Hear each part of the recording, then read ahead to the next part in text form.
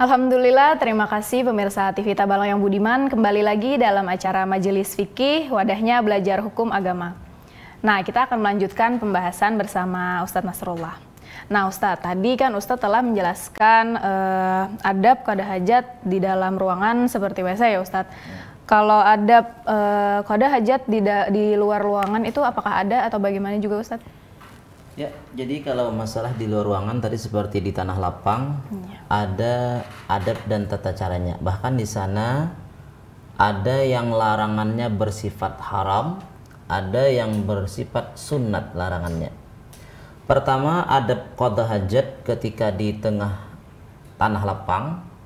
Nah, tadi sudah dijelaskan, yaitu haram hukumnya menghadap kiblat atau membelakangi kiblat, haram. Nah, kecuali ada dinding, yang mana dinding tadi yaitu tingginya minimal 2/3 hasta, atau 2/3 hasta itu di sini kata-katanya bahwasanya Allah ya buuda anis sutratin salah satu azra'in. Nah, jadi jangan lebih ini tutupannya itu, dindingnya itu artinya tidak lebih salah nih jauhnya. Pertama jaraknya dulu. Jadi jarak kita sedang qada hajat dengan dinding itu jaraknya tidak lebih jauh daripada 3 hasta atau 1,5 meter. Nah, jadi 1,5 meter. Jadi jaraknya kita ke dinding qada hajat tadi, tutupannya tadi dindingnya jangan lebih dari 3 hasta atau 1,5 meter. Kemudian tingginya bangunannya jangan kurang daripada 2/3 hasta atau 3 meter kurang lebih. Nah, jadi jarak jauhnya dihitung dan tingginya juga terlalu rendah, jangan juga iyalah. Nah, jadi ayo ada tadi ukurannya. Nah, itu larangannya ini bersifat wajib, jangan menghadap kiblat atau membelakangi kiblat. Ini termasuk daripada adabnya. Adab kita kepada kiblat karena situ tujuan ketika kita salat. Kemudian ketika qada hajat itu sunat jangan di air yang tenang. Nah, banyunya ini ranai, ada lubak misalnya, banyu sedikit, jangan dihirai, jangan dikamihi, kasihan orang iyalah. Orang banyu sedikit-dikit ini mau ambil sekalinya. Nah, jadi jangan di air yang tenang, yang tidak mengalir, jangan. Kemudian sunat jangan qada hajat di bawah pohon yang sedang berbuah, jangan juga. Nah, jadi jangan. Nah, karena berubah rasanya iyalah. Nah, itu jangan. Kemudian jangan juga qada hajat di jalan. Misalnya ada jalan, misalnya di situ tempat orang lalu lalang, dihirai atau dikamihi, itu pun dilarang. Nah, misalnya kan ada jalan menuju ke kabun, jalan setapak aja dikit dihirai, jangan. Kemudian juga adab qada hajat ketika di tanah lapang ini sunat jangan buang hajat di tempat bernaung orang. Misalnya pada musim dingin, di situ hajat nang pindah hangat. Situ orang biasanya orang cek istirahat, irai jangan. Atau di situ tempat nang teduh biasanya panas, orang situ nak bandang situ aja tempatnya, di situ dihirai. Nah, itu pun jangan. Nah, kemudian jangan juga kita buang hajat atau bakami bahira di lubang bumi. Ada tanah balubang, nah dikamihi, dihirai, itu jangan. Sunat jangan di lubang, artinya masih aja bakami bahira situ makruh. Kalau kupina ada timbul ular, yalah sangkanya musuhnya. Nah, jadi jangan. Nah, kemudian karena ada para ulama yang mengatakan boleh qada hajat di tempat maksiat. Di situ spesial orang pemainan, situ spesial orang mabuk, dihirai kami boleh. Nah, karena tadi apa benci kepada maksiatnya tadi. Mungkin itu. Nah, kalau untuk menghadapnya sendiri Ustadz, kemana nih Ustadz yang baik dan benar Ustadz? Ya, selain daripada menghadap kiblat atau membelakangi kiblat, boleh ke kanan kiri asal jangan menghadap kiblat. Boleh tadi nah, kalau mau kan mau putar arahkan supaya jangan menghadap kiblat tadi.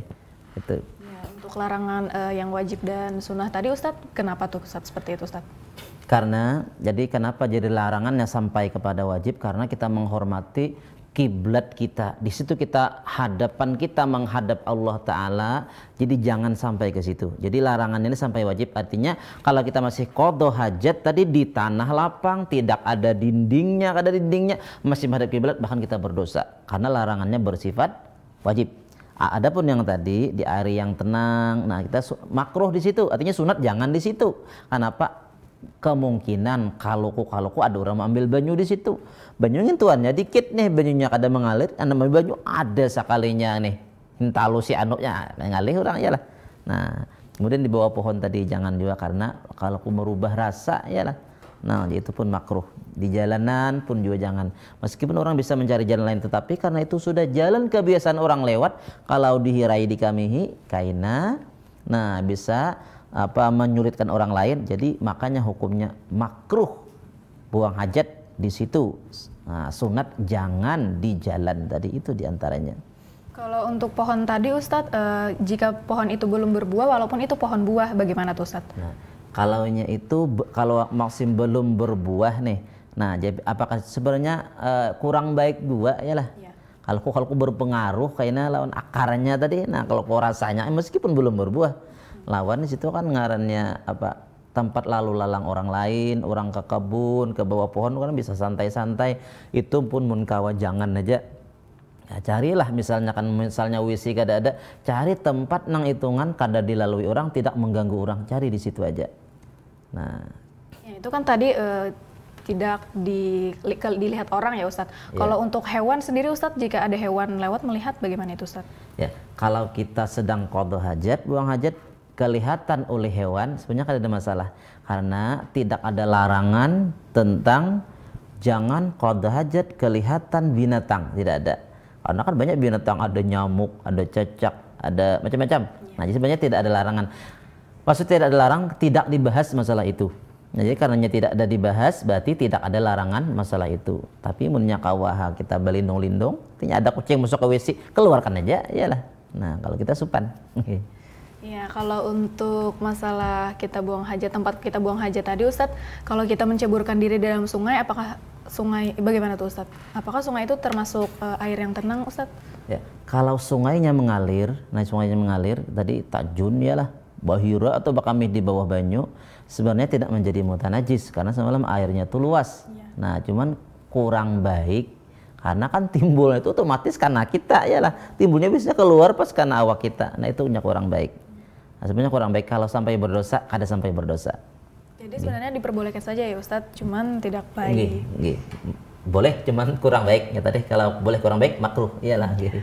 Nah, itu adalah penjelasan dari Ustadz tadi ya Ustadz. Jadi di penghujung acara ini kita ingin meminta kesimpulan. Apa nih kesimpulan atau intisari yang telah kita bahas pada tema hari ini Ustadz? Iya, terima kasih.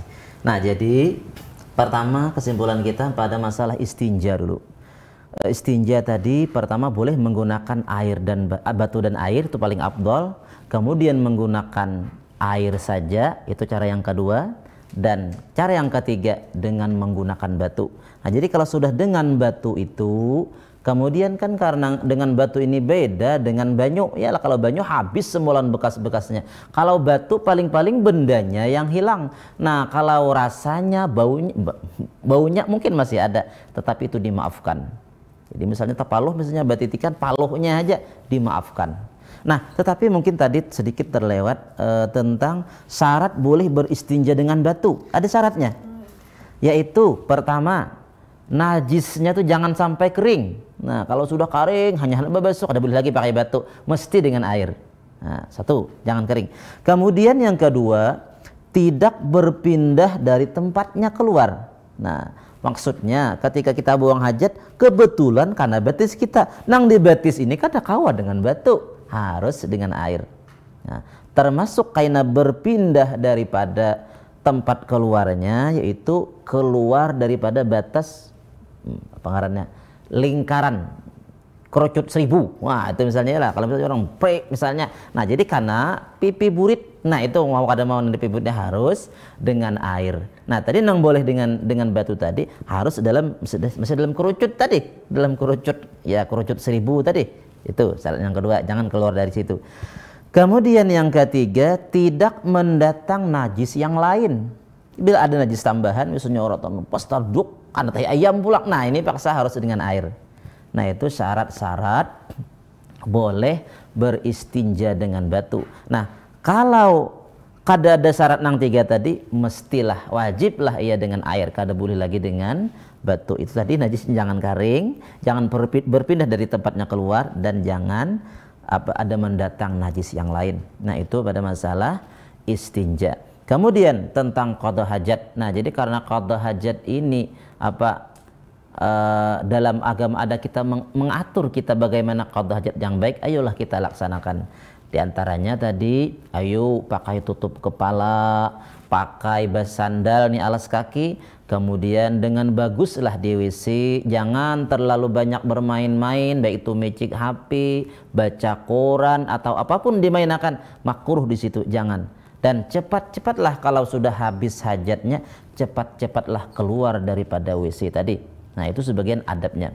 Kemudian, nah, tentang adanya tata cara istinja dan qada hajat ini, nah, lalu kita bisa kawa memakai di keseharian kita.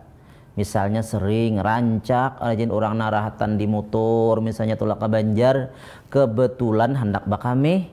Nah, kayak apa ini bakame? Nah, ayo pas supirnya singgahnya di Padang Tagah misalnya. Nah, ayo kayak apa caranya? Ayo gunakan tadi cara tadi. Pertama, jangan menghadap kiblat. Nah, kemudian ayolah kita jongkok, berdangkak tadi. Nah, kemudian ketika beristinja tadi boleh dengan batu atau selain batu pun boleh, atau asal sesuatu yang bisa meresapkan najis seperti tisu, daun-daun, asal jangan nang licin yang tidak bisa meresapkan najis seperti misalnya kaca, nah kalekeran, nah kada kawa juga ya lah. Nah, jadi harus nang bisa meresapkan najis. Nah, jadi agama kita tuh mudah saja. Beristinja tadi boleh dengan tisu atau dengan batu.